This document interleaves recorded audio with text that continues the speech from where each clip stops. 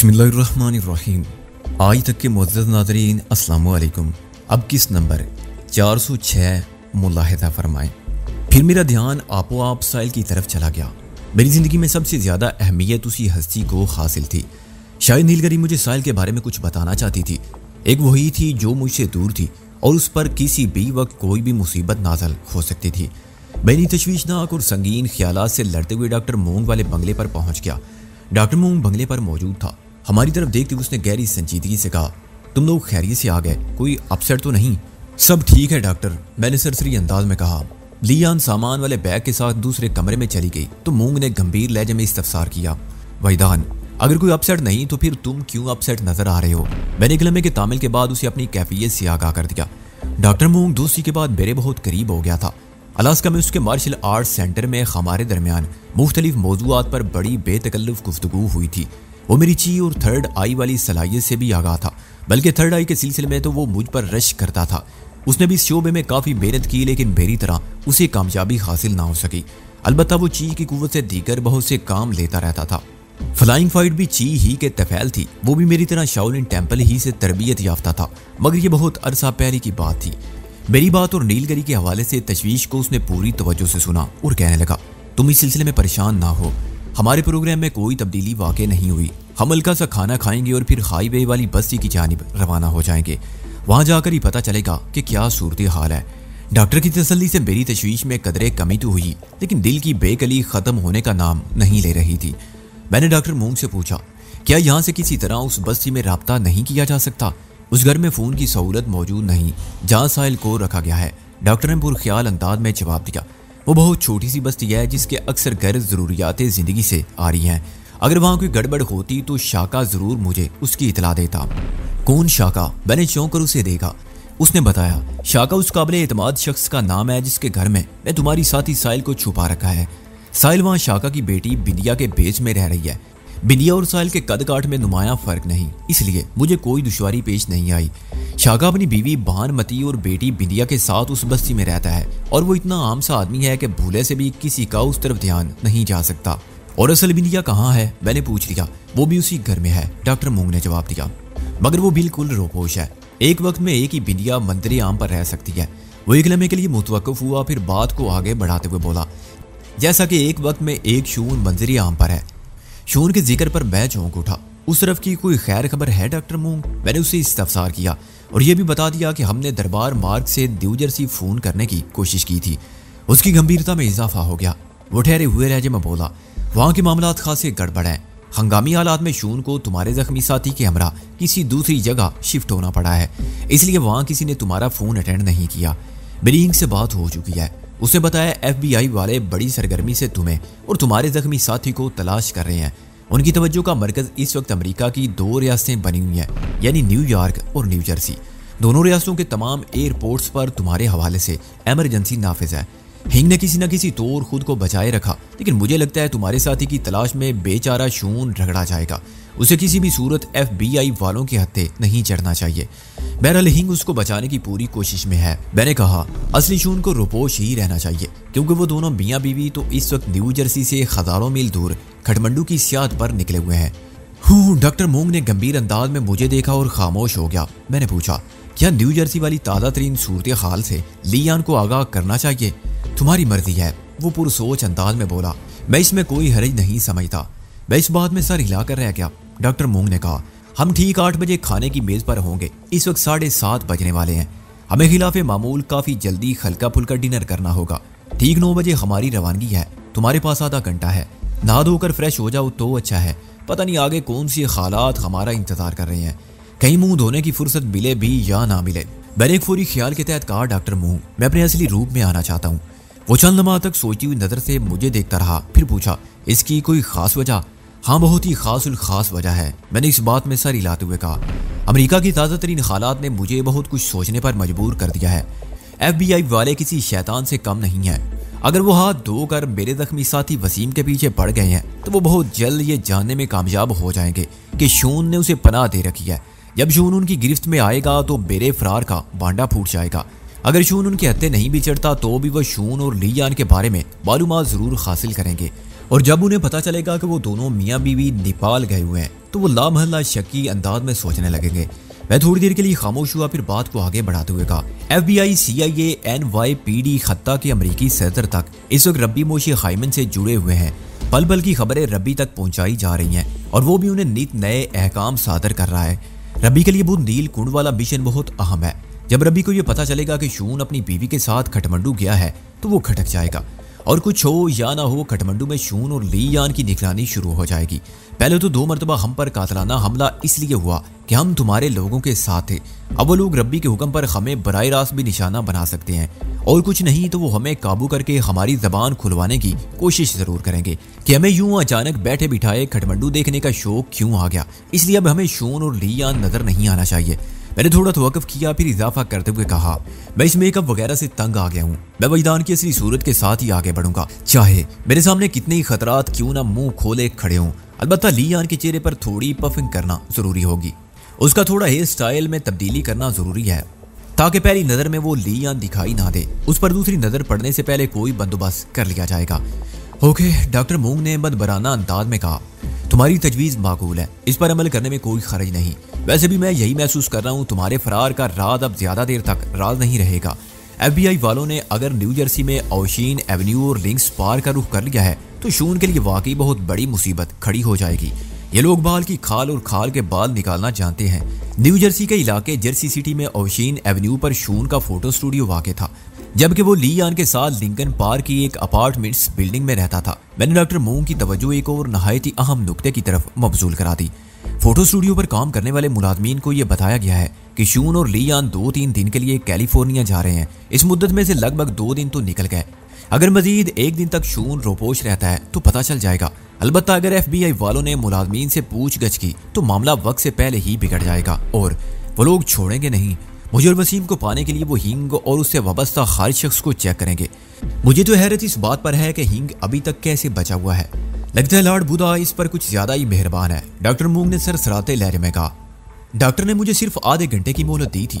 मैं उससे रुखसत लेकर ली यान वाले कमरे में आ गया। नायत ही मुख्तसर अल्फाज में मैंने उसे न्यू जर्सी के ताज़ा तरीन हालात से आगाह कर दिया। फिर फ्रेशअप होने के बाद वॉशरूम में घुस गया। एक बात ने मुझे चौंका दिया। शून को पेश आमदा हालात के बारे में जानकर ली यान को जिस कदर फिक्रमंद होना था वो मुझे कहीं नजर नहीं आया। पता नहीं वो अंदर से भी इतनी पुरसुकून थी कि नहीं जितनी बाहर से दिखाई देती थी। लंच की तरह डिनर पर भी हम तीनों एक साथ थे। खाने पीने की बहुत सी एशिया डॉक्टर मूंग वापसी के साथ ले आया था। चंद एक चीजें चंदर से मंगवाई गई। वो अपना और दोनों सादा लिबास पुलिस वालों का खाना लेने गया था। पुलिस के वो जवान इसी दौरान में एक लम्हे के लिए भी अपने फर्ज से गाफिल नहीं हुए थे। हम चूंकि अपनी मजबूरी के बायस कबल अज़ वक्त खाना खा रहे थे, लिहाजा चंदर और दीगर पुलिस वालों को हमारे वहां से रुखसत होने के बाद खाना खाना था। खाने के दौरान में हमारे दरमियान रात वाले विषय पर हल्की फुल्की गुफ्तगू होती रही।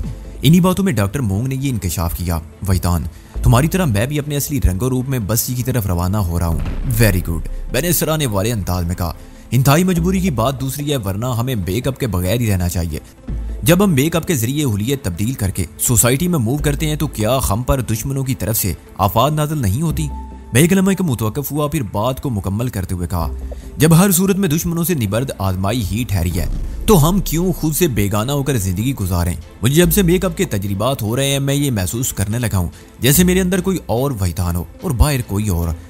मैं बैक वक्त 2 शख्सियात के साथ रोजो शब बिता रहा हूँ। डॉक्टर मूंग ने कहा, मैं तुम्हारी बात से इत्तफाक करता हूँ, लेकिन बाज़ हसास मामलात में हुलिया की तब्दीली ज़रूरी हो जाती है। जैसे अमेरिका से निकलने के लिए तुम्हारा शून बनना वक्त का तकादा था, इसके सिवा कोई चारा भी तो नहीं रह गया था। ली यान को मैं उसके हुलिये की तब्दीली के बारे में बता चुका था। उसने हमारी गुफ्तगू में हिस्सा लेते हुए कहा, क्या इस मिशन में मैं भी अपनी असली सूरत के साथ हिस्सा लूंगी? तुम्हारे लिए फिलहाल थोड़ी एहतियात जरूरी है। मैंने उसकी तरफ देखते हुए कहा, वैसे भी तुम्हें अपने चेहरे पर कोई बाकायदा मेकअप तो करना नहीं, हेयर स्टाइल की तब्दीली और हल्की पफिंग से काम चल जाएगा। ये एहतियात तुमसे ज्यादा शून के काम आएगी। वो खामोश होकर अपने हाथों को घूरने लगी। खाने के बाद काफी का दौर चला, लेकिन मैं उस दौर में शामिल नहीं था। मैं आइंदा चंद घंटों तक बेदार मगज और हशाश बशाश रहना चाहता था। लगभग 2 घंटे बाद मेरी एक ऐसी हस्ती से मुलाकात होने वाली थी जिसकी तलाश में मैंने पाकिस्तान से लेकर यहाँ तक दर दर की ठोकरें खाई थी। हजारों लाखों अजाब लम्हे मेरी जिंदगी में से गुजरे थे। करोड़ों मरतबा मैंने अपनी जाने तमन्ना की आरज़ू की थी। साहिल मुझसे इस तौर बिछड़ी थी कि मेरे अंदर का मौसम मुझसे रूठ गया था। मैंने जुदाई की इस तमाम तर अरसे को जिस तरह बर्दाश्त किया था, इसका अंदाजा वही शख्स लगा सकता है जिसने हिजर की रुत में सांसें ली हों। 9:15 बजे डॉक्टर मूंग ने बताया, हम ठीक 15 मिनट के बाद यहाँ से रुखसत हो जाएंगे। हम बस्ती तक किस जरिए से जाएंगे? मैंने सवाल किया। मैंने इस सफर के लिए एक हैवी इंजन वाली जीप का बंदोबस्त कर रखा है जो पहाड़ी रास्तों के लिए नहायत ही मौजू है, डॉक्टर ने जवाब दिया। ग्रीन कलर की यह जीप रात की तारीकी में और भी ज्यादा महफूज है। इस जीप में मुनासिब असले के अलावा पेट्रोल की वाफर मिकदार भी मौजूद है। जीप का टैंक फुल है ही, इलावा इसके पिछले हिस्से में 5 गैलन वाले 2 कैन भी भरे रखे हैं। मज़कूरा जीप साथ वाले बंगले के पोर्च में खड़ी है। मैंने अपना जरूरी सामान जीप के अंदर पहुंचा दिया है। तुम लोग जो कुछ ले जाना चाहो अपने बैग में भर लेना। मैंने डॉक्टर की बुरी बात तवज्जो से सुनी और एक इंकिशाफ पर उलझनज़दा अंदाज में दरियाफ्त किया। डॉक्टर, ये बात समझ में नहीं आई कि वो जीप साथ वाले बंगले में क्यों खड़ी है। महज एहतियात और हिफाजत की खातिर, डॉक्टर ने ठहरे हुए लहजे में कहा। साथ वाले बंगले में कोई भी रिहाइश पजीर नहीं, वो मेरे ही तसर्रुफ में है। ये बात जानूस के अलावा चंद्र को भी मालूम है। ये दोनों बंगले मुझे जानूस ने फराहम कर रखे हैं जो उसकी खुफिया प्रॉपर्टी में शुमार होते हैं। मैं एक तवील सांस लेकर रह गया। जीप वाला आइडिया मुझे पसंद आया था। डॉक्टर ने बात को आगे बढ़ाते हुए कहा, दूसरे इस खामोश बंगले का बंदोबस्त मैंने बहुत सोच समझ कर किया है। इस वक्त हम जिन दुश्मनों से टक्कर बाजी कर रहे हैं वो बहुत ही बाअसर हैं। यूं समझो कि हम बिलवास्ता अमेरिका से लड़ रहे हैं और ये कोई मामूली बात नहीं है। तुम बिलवास्ता की बात कर रहे हो डॉक्टर, मैं तो बिलावास्ता भी पिछले दिनों में अमेरिका से निमट रहा था। न्यूयॉर्क के दिल मैनहट्टन में जो वाकयात पेश आए हैं तो मैं उनकी तफसील बता चुका हूँ। मेरे इन्हीं कारनामों के तफैल तो मुझे अमेरिका दुश्मन का टाइटल मिला है। डॉक्टर मूंग ने गहरी सांस ली और ठहरे हुए लहजे में बोला, अमेरिका से कहीं ज्यादा संगीन वाकयात यहाँ नेपाल में भी पेश आ सकते हैं, इसलिए हमें एक एक कदम फूंक कर। डॉक्टर की बात अधूरी रह गई। उसी लम्हे में छत पर किसी के कूदने की आवाज सुनाई दी। हम तीनों ने बैक वक्त चौंक कर कमरे की छत की तरफ देखा। वो आवाज अगरचे बहुत मदम थी, लेकिन हमने पलक झपकने में अंदाजा लगा लिया कोई नहायत ही मोहतात कदमों से छत के ऊपर चल रहा था। जल्दी मोहतात कदमों की तादाद में इजाफा हो गया। हमने एक दूसरे को तशवीश भरी नजरों से देखा और यकलख्त उठकर खड़े हो गए। मेरे असाब अचानक तन गए थे। इस बात में किसी शक्को शुबे की गुंजाइश बाकी नहीं थी कि कम अज कम 20 दर्जन अफराद इस यकबस्ता मौसम में बंगले की छत पर मौजूद थे और जाहिर है वो किसी अच्छी नीयत से वहां नहीं पहुंचे थे। आप दोनों इसी कमरे में रहो, मैं बाहर जाकर देखता हूँ, डॉक्टर मूंग ने इज़्तिरारी लहजे में कहा और दरवाजे की समत कदम बढ़ा दिए। उसी लम्हे बंगले के बैरूनी हिस्से में बेसुध तकरार की आवाजें उभरी। यूं महसूस हुआ जैसे कोई चंदर या सादा लिबास पुलिस वालों से उलझ रहा हो। वो जबरदस्ती बंगले के अंदर घुसना चाहते हो और बंगले के मुआफिज उसकी राह में रुकावट बन रहे हो। यह बहस मुबासा लम्हाती साबित हुआ और अगले ही लम्हे फायरिंग की तेज तड़तड़ाहट ने ठंडे ठार माहौल की खामोशी और सन्नाटे को पाश पाश कर दिया। डॉक्टर मूंग ने एक झटके से दरवाजा खोला और हमारी निगाहों से ओझल हो गया। उसी लम्हे जवाबी फायरिंग होने लगी। अगर पहली फायरिंग हमलावरों की तरफ से थी तो फिर जवाबी फायरिंग चंदर वगैरह का कारनामा ही हो सकता था और सूरत हालात इसके बरक्स भी मुतवक्के थी। आखिर उस जिक्र फायरिंग के साथ ही फजा में इंसानी चीखों की भयानक आवाजें भी शामिल हो गई। ये उन बदकिस्मत अफराद की चीखें थी जो बराह रास्त गोलियों की जद में आ गए थे। लगता था हम मैदान जंग में खड़े हों। मैंने तशवीश भरी नजर से लियान को देखा। वो मजबूत लहजे में बोली, हमें डॉक्टर मूंग की मदद करना चाहिए। यूं महसूस होता है दर्जन भर काली बलाओं ने इस बंगले पर शब खून मार दिया हो। लियान की बात खत्म हुई थी कि हमारे कमरे के बाहर कॉरिडोर में दौड़ते हुए कदमों की आवाजें उभरी। कोई इस तरफ आ रहा था। डॉक्टर ने कमरे से निकलते वक्त दरवाजा खुला छोड़ दिया था। यकीनी बात थी बाहर जो कोई भी था या वो थे सीधे अंदर ही आ रहे थे। दौड़ते हुए कदमों से यह अंदाजा नहीं होता था वो 1-2 हैं या इससे ज्यादा। वो बहुत ही नाजुक लम्हात थे। अगर हम यूं ही खड़े रह जाते तो मौत बड़ी बेरहमी से हमें अपनी आगोश में समेट लेती। इस तरफ चढ़ाई करने वाले हमारे दोस्त तो हरगिज नहीं हो सकते थे। दोस्त यूं गोलियों की बरसात के साथ मिलने के लिए नहीं आते। मैंने पलक झपकने में एक फौरी फैसला किया और लियान को बाजू से थाम लिया। फिर मैं उसे अपने साथ खींचते हुए खुले दरवाजे की ओट में पहुंच गया। दरवाजे के पट ने हमें पूरी तरह अपने पीछे छुपा लिया। बाहर से अंदर दाखिल होने वालों को हम पहली नजर में दिखाई नहीं दे सकते थे। हमने दरवाजे के अकब में पनाह ली थी कि फजा एक मरतबा फिर फायरिंग की भयानक आवाज से गूंज उठी। ये 2 तरफा फायरिंग थी। फायरिंग के नतीजे में महदूद पैमाने पर इंसानी चीखें भी बुलंद हुई, जिससे यह अंदाजा भी हुआ कि हमलावरों की मुज़ाहमत भरपूर अंदाज में नहीं की जा रही। एक लम्हे के लिए मेरे दिल में यह खौफनाक ख्याल चमका कि चंदर और दोनों पुलिस वाले मुसल्लह अफराद अब इस दुनिया में बाकी नहीं रहे। मैंने सेकंड के 1000वें हिस्से में यह सोचा और मेरा पूरा वजूद सनसना उठा। इसी असना में एक मरतबा फिर बंगले के मुख्तलिफ हिस्सों में ब्रेस्ट फायरिंग की भयानक सदाएं बुलंद होने लगी। लियान मुझसे लगी खड़ी थी। बेइख्तियार वो मुझसे बेबस हो गई। मैंने उसके नाजुक बदन की मखसूस धीमी थरथराहट को अपने वजूद पर महसूस किया। वो की बुज़दिल लड़की नहीं थी, लेकिन वहाँ खौफनाक गन्ने इस तौर गरज रही थी कि दिलों पर एक अजीब सी हुय्यत तारी हो रही थी। मेरे अंदाजे के मुताबिक हमलावर LMG और SMG का इस्तेमाल कर रहे थे। लियान बुरी तरह मुझसे चिपकी हुई थी। मैंने तहफ़्फ़ुज़ का भरपूर एहसास दिलाने के लिए उसे एक बाजू के हल्के में समेट लिया और अपनी तमाम तर समात को कॉरिडोर की समत मबजूल कर दिया। 3 सेकंड बाद दौड़ते हुए कदम हमारे कमरे के सामने पहुंचकर रुक गए। अगले मरहले में वो लोग खुले हुए दरवाजे से अंदर दाखिल हो जाते। मैंने लियान के कान के नजदीक अपना मुंह ले जाकर सरगोशी की। तुम यहीं खड़ी रहना, मैं आने वाले से निमटता हूँ। सरगोशी के दौरान में मेरे होंठ उसके कान से मिस हो गए थे। उसके बदन में एक जुर्जुरी सी पैदा हुई, तब उसने मुझे अपनी इज़्तिरारी गिरफ्त से आज़ाद कर दिया। बाहर रुकने वालों ने एक लम्हा कमरे के अंदर झांका। कमरे की लाइट ऑन थी और बाहर खड़े होकर अंदर किसी इंसान को देखा नहीं जा सकता था। असूली तौर पर उन्हें कमरा खाली देकर आगे बढ़ जाना चाहिए था, लेकिन डाकुओं के मानंद बंगले पर चढ़ाई करके उन्होंने कौन से असूलों की पासदारी की थी जो अब उनसे ऐसी कोई तवक्को रखी जाती। वो अंदर दाखिल हुए तो मुझे उनकी तादाद का इल्म हुआ। वो 3 अफराद थे और तीनों ही मुसल्लह थे। मैंने दरवाजे की जुरी में से उनकी झलक देखी। इस वक्त उनकी पुश्त मेरी तरफ थी और उनके सरों को देखते ही मुझे अंदाजा हो गया कि उन्होंने अपने चेहरों पर लंबे नकाब चढ़ा रखे हैं। इस किस्म के नकाब सर से लेकर गर्दन तक के हिस्से को अच्छी तरह ढांप लेते हैं। सिर्फ देखने के लिए आंखों के सामने 2 छोटे छोटे सुराख छोड़ दिए जाते हैं। ये सारा बंदोबस्त शनाख्त को छुपाने के लिए किया जाता है। मुझे इस बात से कोई गर्ज न थी कि वो कौन थे, उनका शजरा नसब क्या था। इस वक्त वो सिर्फ दुश्मन थे और दुश्मनों को हथियार इस्तेमाल करने से पहले बेदस्तो पाक कर देना चाहिए। कमरे को खाली पाकर वो पीछे को मुड़े और ये मुड़ना ही उन पर गजब ढा गया। उसी लम्हे में दरवाजे की ओर से निकलकर उनके सामने आ गया। वो मुझे अपने मद्दे मुकाबिल देखकर एक लम्हे के लिए बुखला गए। इस बुखलाहट से फायदा ना उठाना जिंदगी की संगीन तरीन गलती होती। मैं तोप में से निकले हुए किसी गोले की मानिद उनसे भिड़ गया। मेरा खौफनाक तिरछा धक्का एक गन बरदार के पैरों में लगा। वो अपने बराबर खड़े साथी से टकराया, फिर ये टकराव तीसरे मुसल्लह शख्स तक मुंतकिल हो गया। वो तीनों एक दूसरे से उलझकर जमीन पोस हो गए। मैंने उनके ऊपर से जंप की और कुछ फासले पर चला गया।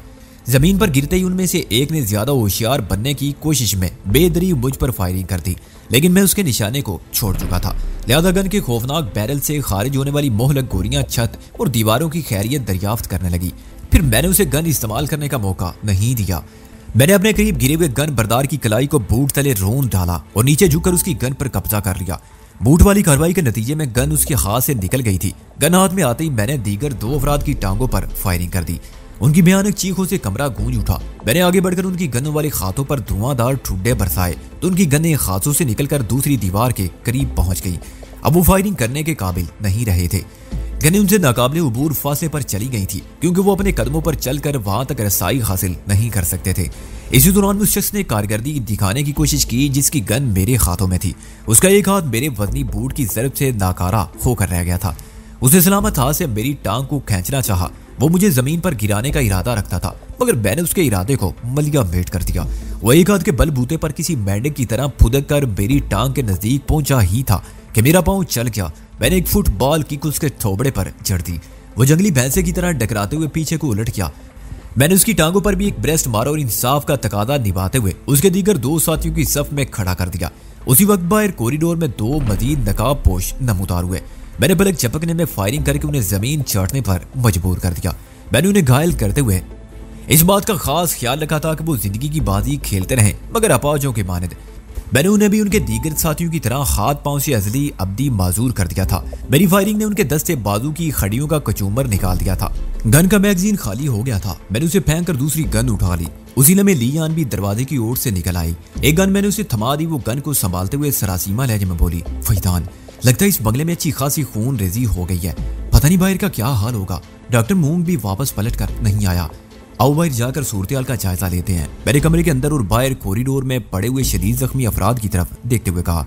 इन 5 अफराद में से कोई भी इस काबिल नहीं रहा था कि हमारे ताकुब में लपकता। इनके वजूद में पाई जाने वाली तमाम तर तवानाइयां इस वक्त जिंदगी के पीछे लपक रही थी। उनके मरने का कोई खदशा नहीं था, लेकिन वो यही समझ रहे थे कि अब हैं, अब नहीं है। मौत के खौफ, हालात की दहशत ने उनके ज़हनों को अपनी गिरफ्त में ले रखा था। कॉरिडोर में खासी खामोशी और सन्नाटे का राज था। मैं मुताद नजर से इधर उधर देखा, फिर आंखों में लियान को इशारा किया।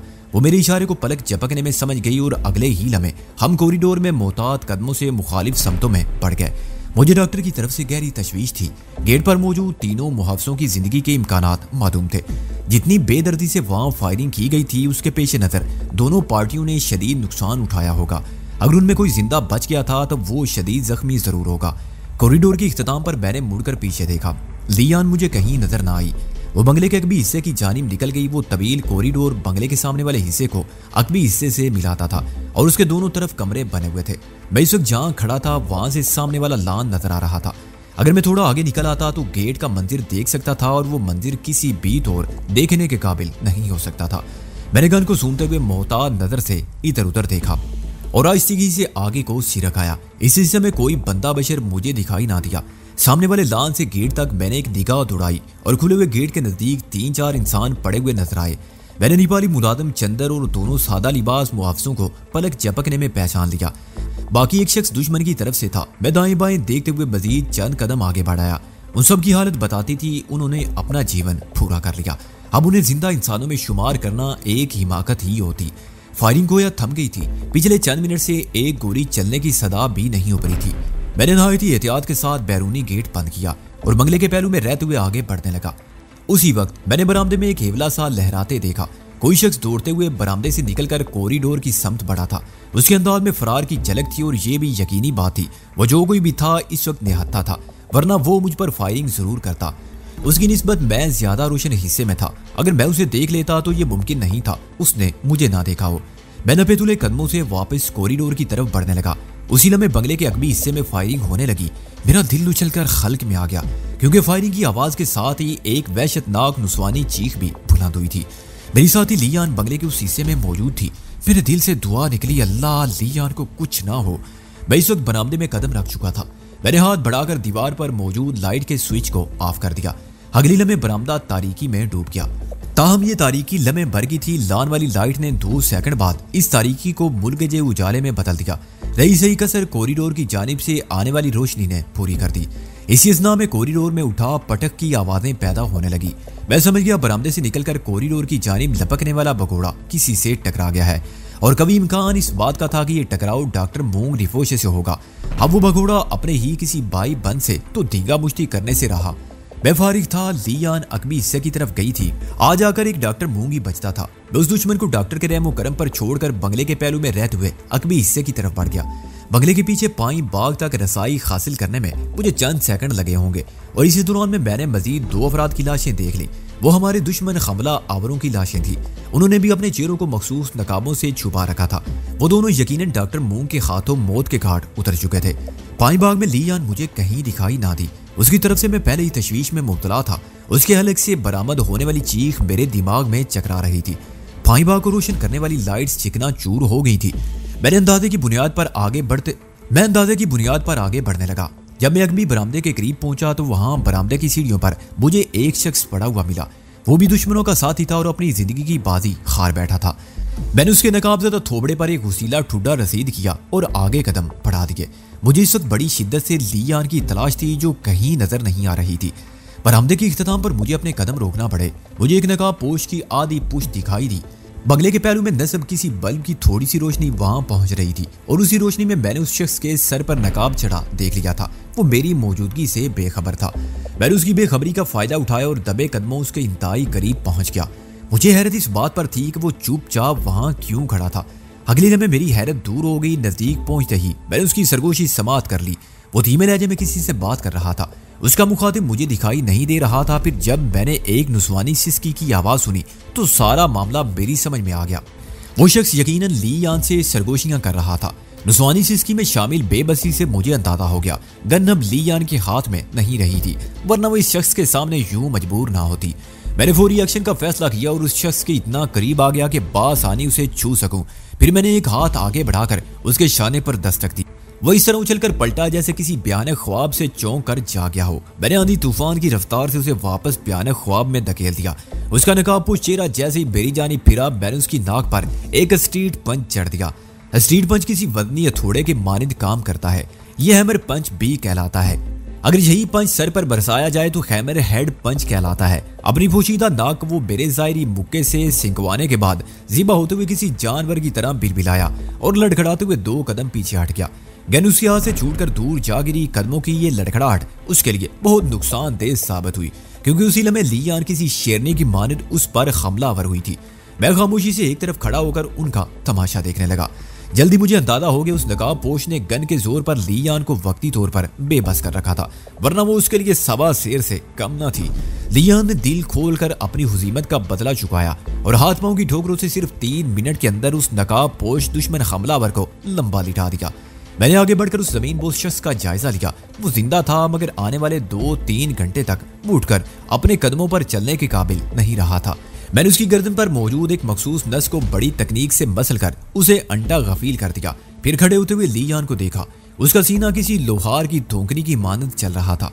सांस की आमदोशुद बताती थी इस वक्त लियान के सीने में किस क़यामत का जीरो बम पैदा हो रहा था। इस तूफान को महसूस करने के लिए किसी खास रोशनी की जरूरत नहीं थी। इस किस्म के मामलात में आंख रोशनी की मोहताज नहीं रहती। मैंने ज़हन को झटका और लियान की तरफ देखते हुए पूछा, तुम इस जंगली के हत्थे किस तरह चढ़ गई थी? बस अचानक इसने अकब में पहुंचकर मुझे गन पॉइंट पर रख लिया। वो अपने बालों को सुलझाते हुए बोली, मैंने फायरिंग करके सामने से आने वाले बंदे को बेकार कर दिया था। उसी लम्हे मैं इसकी गिरफ्त में आ गई। पता नहीं ये मरदूद कहाँ घात लगाए खड़ा था। उसने नफरत अंगेज नजर से जमीन पर पड़े हुए मजकूरा शख्स की तरफ देखा और अपनी बात मुकम्मल करते हुए बोली, इसके हुक्म पर मैं गन फेंकने पर मजबूर हो गई थी, लेकिन इस खबीस ने इसी पर बस नहीं की बल्कि मेरे बालों को भी अपनी मुट्ठी में जकड़ दिया। फिर गन पॉइंट पर रखते हुए वो मुझे इस तरफ ले गया। वो सरगोशियों में तुम्हें क्या समझाने की कोशिश कर रहा था? वही जो कोई नदीदा मर्द किसी औरत को अपने सामने बेबस देखते हुए समझाने की कोशिश करता है। वो जहरीले लहजे में बोली। फिर गहरी संजीदगी से पूछने लगी, अंदर क्या पोजीशन है? मैंने उसके सवाल का जवाब देने से पहले जमीन पर पड़े अंडा गफील नदीदे मुर्दे पर तबसरा करना जरूरी समझा। ये तो अहमकों का सरदार निकला। इस बंगले में हर सू मौत की सबील लगी हुई थी और ये बेवकूफ तुम्हारे हुस्न की सौगात के चक्कर में था। फिर मैंने एक लम्हे के तवक्कुफ से इजाफा करते हुए कहा, बहरहाल अंदर सब अमनो अमान है, आओ मेरे साथ। वो मेरे कदम से कदम मिलाते हुए बोली, ये तुमने मेरी तारीफ की है या उस बदमाश की बुराई? मैं लियान का इशारा वाज़ेह तौर पर समझ गया। मैंने उसके हुस्न और नदीदे मुर्दे की खमाकत का जिक्र किया था। मैंने जुमानी अंदाज में कहा, अगर उस मरदूद की बुराई करते हुए तुम्हारी तारीफ का कोई पहलू निकलता है तो इसमें कौन सी गलत बात है? मैं गलत और सही बात नहीं कर रही, वो उलझनज़दा अंदाज में बोली। फिर पूछने लगी, क्या मैं वाकई हसीन हूँ? इसमें क्या शक है? मैंने हैरत से उसकी तरफ देखा।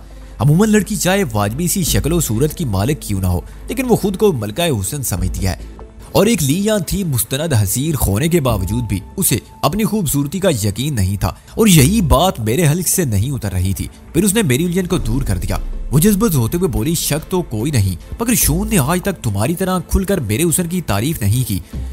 वो तुम्हारा शोहर है ना, इसलिए। मैंने कहा। वो चलते चलते रुक गई। शोहर है तो? शोहर आमतौर पर अपनी बीवियों की तारीफ नहीं करते। ओह, वो एक गहरी सांस खारिज करके रह गई। मैंने कहा, बहुत कम शोहर ऐसे होते हैं जो पीठ पीछे और सामने भी अपनी बीवियों के गुण गाते नजर आते हैं, जैसे बहुत कम बीवियां ऐसी होती हैं जो अपने शोहरों के लिए औलाद पैदा करने से खाइफ होती हैं। वो मीठी नजर से मुझे घूर कर रह गई। उसी लम्हे सामने से डॉक्टर मूंग आता दिखाई दिया। उसकी सूरत पर गंभीरता छाई हुई थी। उसे देखकर हम भी इंतहाई संजीदा हो गए। इस बंगले में पिछले 10-15 मिनट में जो कुछ हो चुका था उसमें हंसी मजाक का कोई पहलू नजर नहीं आता था। मैं तो लियान की कोफ्त को दूर करने के लिए वो अटकेलियां कर रहा था, वरना इस किस्म की छेड़छाड़ का मौका नहीं था। हमें फौरी तौर पर यहाँ से निकलना होगा। डॉक्टर मूंग ने हमें सही सलामत देकर इत्मीनान की सांस ली। आओ मेरे साथ। हमने खामोशी से डॉक्टर के पीछे कदम बढ़ा दिए। वो हमें लेते हुए बंगले के एक दूर अफ्तादा कमरे में आ गया। इस कमरे में टेलीफोन की सहूलत मौजूद थी। उसने कोई नंबर डायल किया, फिर राब्ता होने पर उसने मुख्तसर अल्फाज में यहाँ की सूरत हाल से किसी को आगाह किया और आखिर में कहा, मैं यहाँ से निकल रहा हूँ, तुम यहाँ के मामलात को अपने तौर पर हैंडल करने की कोशिश करना। क्या तुम कर लोगे? फिर वो पूरी तवज्जो से दूसरी तरफ बोलने वाले की बात सुनता रहा और बोला, ठीक है, तुम जो चाहे कहानी गढ़ लो, बस एक बात का ख्याल रखना, यहाँ जो कुछ हुआ है मेरी गैर मौजूदगी में हुआ है। तुम दो पार्टियों को आपस में टकराव भी बयान कर सकते हो। वैसे पुलिस वाले तुम्हारी भी बात मानते हैं और यहाँ तो उनके अपने 2 आदमी भी मारे गए हैं और सबसे बड़ी बात यह कि आज दिन में भी मुझ पर एक ऐसा ही कातलाना हमला हो चुका है। मेरा ख्याल है तुम्हें कोई मुश्किल पेश नहीं आएगी। इसलिए एक मरतबा फिर दूसरी तरफ की बात सुनी और खत्मी लहजे में बोला, मैं तुमसे बाद में राब्ता करूंगा। इतना कहते ही डॉक्टर मूंग ने रिसीवर को क्रैडल कर दिया। मैंने सवालिया नजर से उसे देखा तो वो बोला, मैंने जानूस को फोन किया है, वो यहाँ के हालात को कंट्रोल कर लेगा। हमें फौरी तौर पर बस्ती की तरफ रवाना हो जाना चाहिए। अगर मजीद कुछ देर यहाँ रुक गए तो ख्वाह मुख्वाह की पुलिस कार्रवाई में वक्त बर्बाद होगा और इस बात का भी इम्कान है कि हम पर कोई तीसरा कातलाना हमला भी हो जाए। 2 मरतबा की नाकामी के बाद ऐसा हो सकता है हमें मंदिर से हट जाना होगा। वो मेरी साहिल की तरफ रवाना होने की बात कर रहा था। मैं भला कैसे इनकार कर देता। आइंदा 5 मिनट में हमने अपना बैग तैयार कर लिया। फिर डॉक्टर मूंग की हिदायत पर एक कमरे में पहुंच गए। डॉक्टर ने कहा, हम यहाँ से दूसरे बंगले में दाखिल होंगे, फिर जीप में बैठकर रवाना हो जाएंगे। हम रवानगी के वक्त से 15-20 मिनट लेट हो चुके हैं। मैं डॉक्टर की बात सुनकर चौंक उठा। इस कमरे से दूसरे बंगले में कैसे दाखिल होंगे? ऐसे वो कमरे के एक कोने की जानिब बढ़ते हुए बोला, देखते जाओ। मैं देखता चला गया, मेरे साथ ली जान भी देखती चली गई।